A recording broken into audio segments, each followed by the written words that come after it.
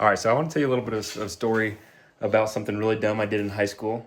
So me and a couple of my best buddies, we were at my parents' house, and every year the ice freezes on their pond. There's a time in springtime where it gets pretty warm out, but there's still ice in the pond. We go down there in t-shirts and we like to mess around on the ice. Usually we jump on it and see if we can get it to break. But this one year we had this exchange student with us from Germany. His name was Max. He's kind of a funny dude. He's really crazy athletic though. But we were all down there on the dock, and what we'd do is we'd run across the ice and we would run back to shore and see how thin or how weak the ice can get before you get back to shore.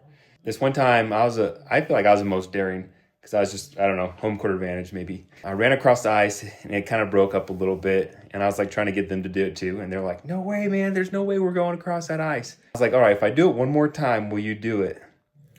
And sure enough, they're like, yeah, okay, he's gonna go through if he does it one more time. So I run as fast as I can across that ice, and every step I'm like pushing through into the water. Then on the final step, like I completely just broke off, and like there's a huge chunk of open water now before the shore, so they're gonna have to jump. But I did it, and they were men of their word, so they said they're gonna do it too. So the first person to do it was our exchange student Max. He gets to the edge, and we're like pumping him up. We're like, yeah, it's still good enough. You can do it. Jumps off and he starts running. 1 step, 2 step, he starts breaking through. 3 step, just completely through. And he looked like a little like a little tiny puppy, just sitting there, just drowning, trying to stay out of the water. We were laughing so hard, and the water's ice cold, so it took his breath away. So he started making all these funny sounds. And me and my buddy, we were laughing so hard, we couldn't even help him.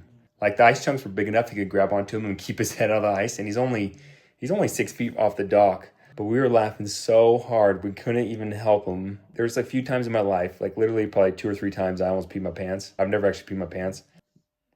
But there's like, out of the 3 times in my life, this was one of them that I could not stop laughing. I was laughing so hard, I couldn't even help him out of the water. Eventually though, he breaks the ice up with his hands and like gets over to the dock and climbs out, and he is so mad. He is so mad.